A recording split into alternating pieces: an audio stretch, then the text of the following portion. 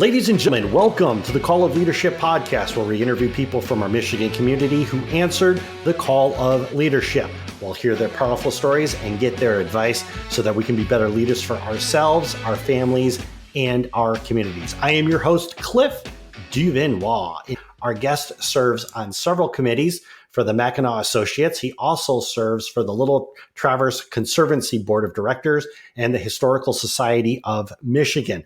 Ladies and gentlemen, please welcome to the show the director of the Mackinac State Historical Parks and the author of the book, Mackinac, an Island Famous in These Regions, Phil Porter. Phil, how are you? I'm great. Thanks, Cliff. Thank you for being on the podcast today. We really do appreciate your time. Why don't you tell the audience where you're from? Born and raised in Michigan, I grew up in Grosse Pointe Woods, and my parents had a summer home on Mackinac Island. So from the time I was little, I spent my summers on the island and my winters in Grosse Pointe.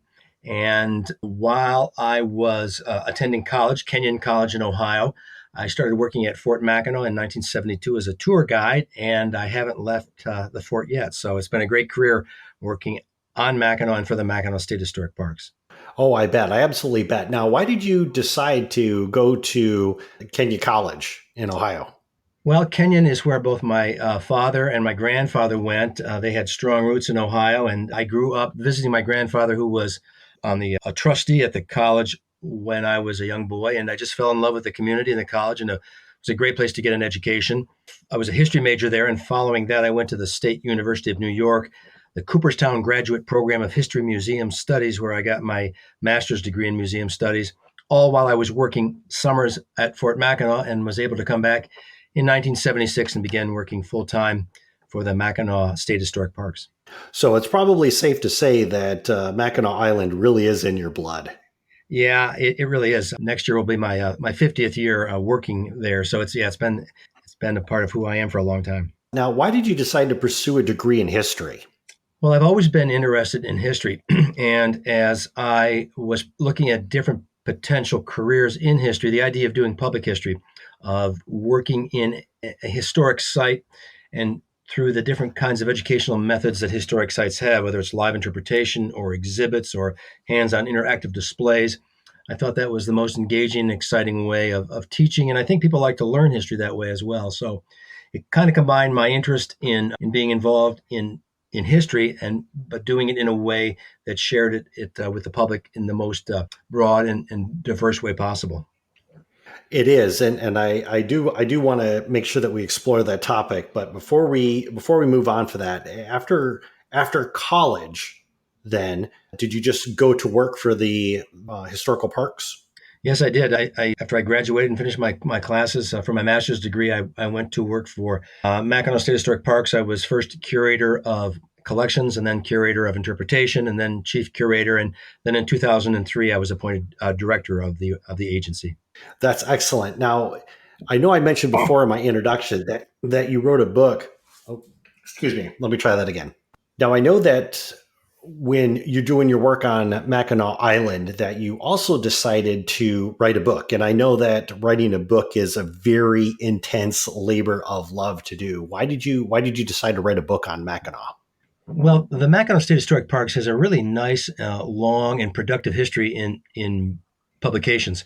We've been producing books since 1960. We're one of the largest museum-based publication programs in the country. We have well over 100 titles that we've put out. So it's always been a part of the DNA of our organization. The research that we do for exhibits or for living history programs or for reconstructions or restorations, we try to work that into something that we can share more generally with the public. The particular book that you mentioned, Mackinac, an Island Famous in These Regions, is an overview history of Mackinac from furs to fish. It's to all the way up to fudge. It's the full story of Mackinac from prehistoric Native American settlement on the island all the way again through Mackinac today, including the evolution of the fudge business on the island. It's in one book. It's a place where we tell the whole story. I absolutely love that. I've never heard that before. Fish to furs to fudge. Oh, that's great. And if somebody was interested in perhaps getting a couple of those books, are there a few titles that stand out that say, you know what, these books here are definitely worth your time reading? The great thing about our publication program is that we have a little something for everybody. We have children's books, we have coloring books, we have very detailed archaeological treatises, we have books on military history, on social history, on economic history. And what I would do is encourage people to go to our website, which is MackinacParks.com, and go to books or publications. And there's a whole list and a description of every one of our books. And they'll probably find something they would be interested in there. And then they can contact us for ordering information. Sure thing.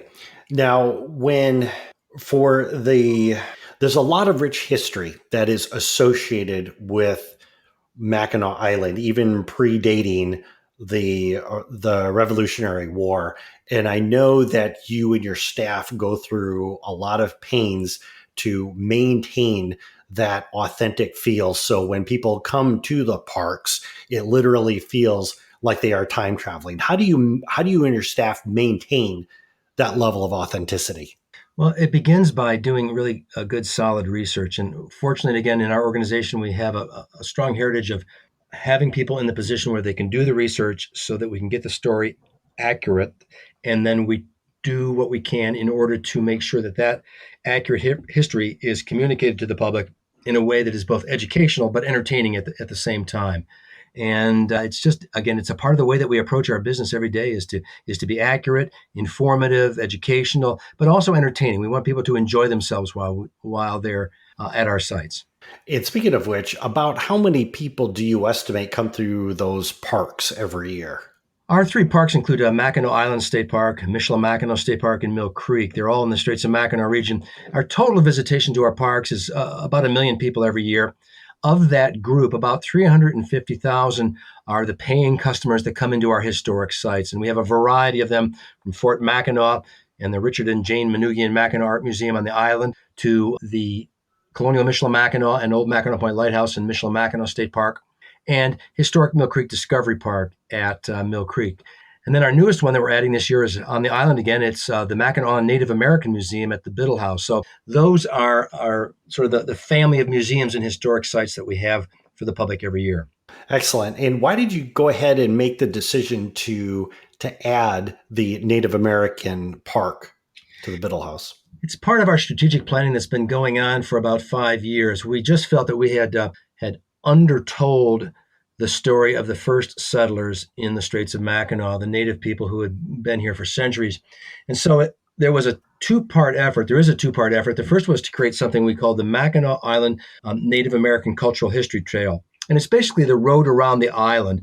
And on that road now, we have 6 different interpretive stops where you can learn about Native American history from the very earliest connection with Mackinac Island right through their life in this area today. We still do have both Obe and Odawa tribes living in the area today. So that was the first part. That was sort of an outdoor biking interpretive experience. And then our second part is to create an indoor museum type of experience, and that's the Mackinac Island Native American Museum at the Biddle House, which is right downtown on Market Street on Mackinac Island. It's a historic home that was the home of Edward and Agatha Biddle, and Agatha was a Native American woman, and we are telling the story sort of through her life and her experiences as a Native American woman. But it's really the broad story, again, told about why Mackinac has always been significant to Native people, both historically and still today. That's excellent, and I have to say that's going to add a new dimension to the overall story that you're trying to tell with regards to Mackinac's history. So I think that's really cool that you guys are doing that. With regards to the Mackinac State Parks, and I know that this year was set to be the 125th anniversary of the Mackinac State Parks. There was all kinds of festivities that were planned throughout the year. If I read correctly, there was like 125 days of different types of festivities, festivals that were going to go on. Even a special beer was going to be brewed just for the occasion. But then COVID-19 swept across our country and everything closed down. Tell us a little bit about what it was like to having to basically shut down all these parks. Yeah, it's been a huge challenge. It's been the most challenging experience that I've had in my nearly 50 years of working there. Because of the COVID-19 pandemic, we have basically been shut down. We typically would have opened on May 1st this year. We are not opening until the middle part of June now. So for 6 to 7 weeks, we will not be open when otherwise we would be open. And that means that all the school groups that would have come in the spring will not be able to come.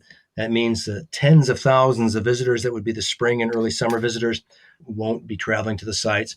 And when we do open up, we will open up with great care being paid to taking care of our staff and making sure that they're safe and healthy, and making sure that our visitors, when they come to our sites, will stay safe and healthy as well. So much of our planning for the last month or more has been on how we're going to reopen in such a way. And we're still going to celebrate the 125th anniversary of Mackinac Island State Park, Michigan's first state park. There still will be a beer that is being created in honor of that by the brewery in Mackinac City, and it's called Beer to Mac is the name of the brewery, and they're going to be creating a beer for us. And also, Ribas Fudge on Mackinac is going to do a anniversary fudge flavor for us as well. So some things are going to continue, but we certainly are being very cautious about how we open. And I want to assure visitors that when they come, that the utmost will be done from all businesses on Mackinac Island to ensure that their trip there and to all of our sites will be as safe as possible. And speaking of being safe as possible, and I know that with, fingers crossed that we start opening up here within the next few weeks. And I know you talked about opening up the parks the middle of June timeframe. There's going to be a lot of families that are going to want to get out. They're going to want to travel. They're going to, they've been cooped up in their house for 2 or 3 months. It is summertime. Kids are out of school. One of the things that they're going to be doing is they're going to be thinking about traveling to state parks like the Mackinac Historical Parks. From your perspective, what would 3 things be that families should consider when they're going out to the state parks to keep their families safe? Well, first of all, I would like to say that I think all of the state parks in Michigan offer a great travel experience, especially this summer, because they are open air places. There's places where you can easily accommodate the social distancing guidelines that we've been given. So I really think that state parks are going to be an ideal place for people who are really feeling cooped up to get away from it all. At our 3 parks, not only will you have those experiences, but on top of that, you'll have the opportunity to experience our historic sites, in which we too have created and are creating an environment where people will be safe. We have canceled some of the things that we normally do because they don't allow for social distancing, but most of what we do will still be happening. And we are right now working on all of the procedures necessary to keep people moving in a way that minimizes, gathering together in places, that makes it possible for people to enjoy our programs and our exhibits safely. We have a very robust cleaning program that we are initiating. And we think that these kinds of experiences in our parks and in our historic sites will be an ideal outlet for people this summer, where they really want to get away from it all, but they want to be safe. They want to be at a place where congestion is down. And I will say, up north, we've been very fortunate so far. We have a really minimal number of cases of the COVID-19 virus, and hopefully we'll stay that way. And we think that we really have something to offer people when it's time to travel this summer that will be safe and enjoyable.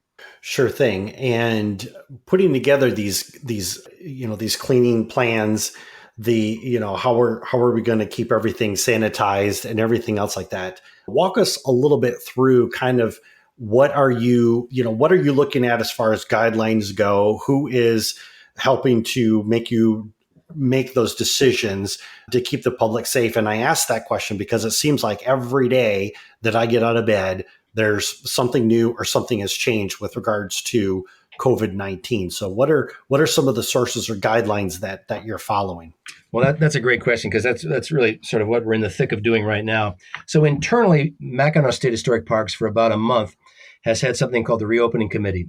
It's a task force that I put together specifically to look at our sites and the challenges that we have in accommodating visitors and taking care of our staff. So they've been busy at work for over a month now, figuring out how to safely reopen and welcome guests. On top of that, the state of Michigan, through our department, which is the Department of Natural Resources, is also creating a document called Safely Returning Employees to the Workplace, and that gives guidance for our staff and how they can get back to work. And it's a very detailed, between that plan and our internal plan, very detailed approach to how we take care of our staff members in their various work locations, and how we try to ensure that when the visitors come to our sites, they will be able to minimize the gathering together of guests. So we have traffic patterns that we're establishing, one-way traffic patterns like we've seen in the stores around their house. We have a very robust plan for constantly cleaning and sanitizing our more hands-on areas, like some of our exhibits, our rest areas, restroom areas, and so on. And also just making sure that everybody on the staff understands that it's their job to be attentive and aware of these kinds of situations. Personal protection equipment, if it's needed, like masks and gloves. So those are the kinds of details that we're working on right now, and it involves a lot of time and a lot of planning. But again, I think it's the kind of thing that if we do it right, and I think we will, that people, when they come to our sites, will know that we've been attentive to these issues and will feel safe coming into our parks and our museums. Yeah, and I have to agree with that, and it's good that you've established this committee to take a look at all those guidelines.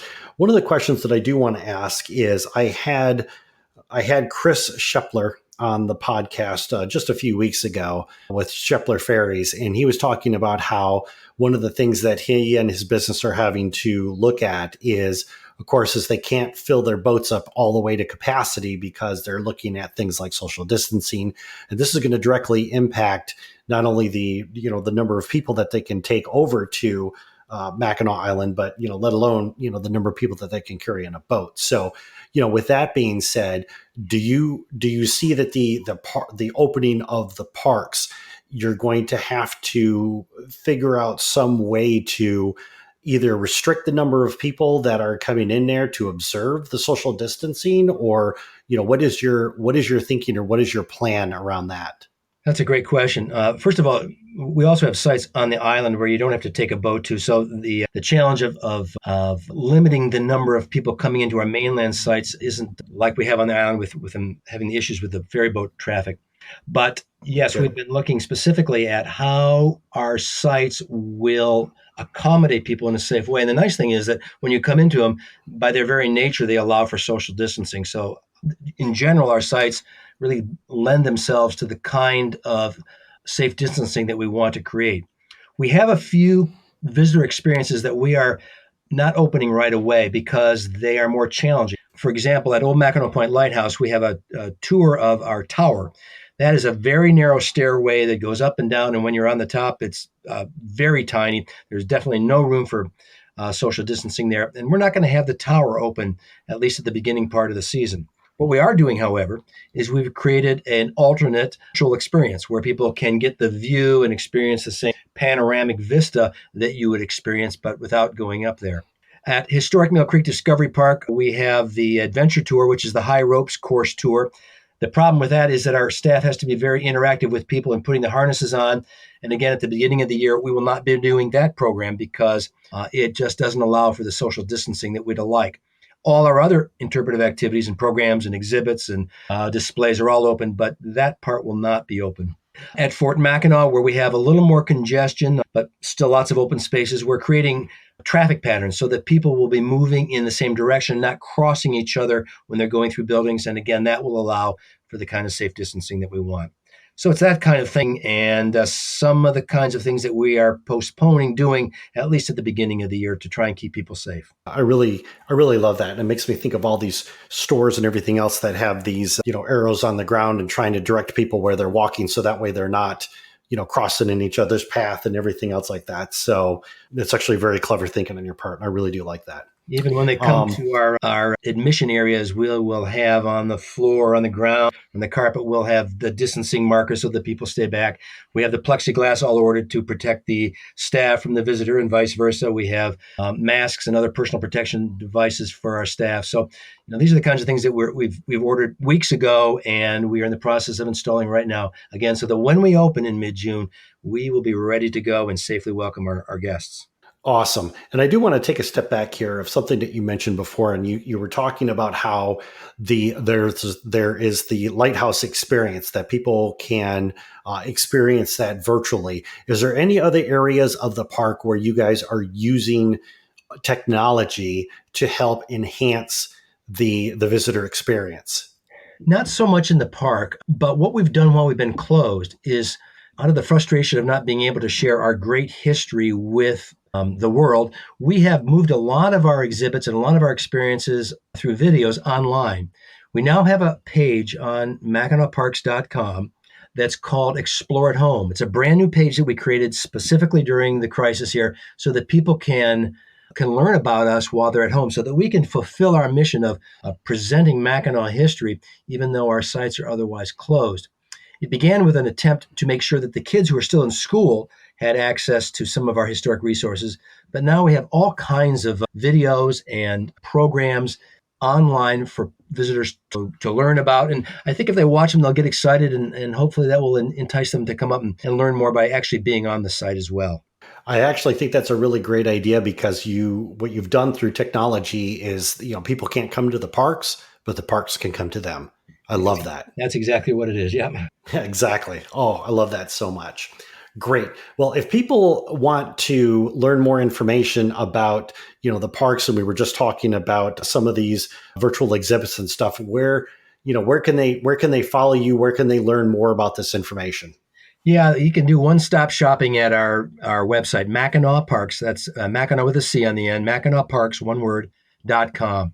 And there's information about when our sites are going to open, what programs and activities are going to be open, all of our special activities for the summer. There will be information about buying our publications, all the information under Explore at Home for those visitors who'd like to learn more about us before they even come up north. So everything's on MackinacParks.com. Excellent. And for our audience, we will have those links in the show notes down below. Phil, thank you so much for taking time out of your busy schedule to talk to us today. I really do appreciate it. My pleasure, Cliff. Good talking with you as well. Hey, everyone. If you enjoyed this episode, then subscribe to our email newsletter.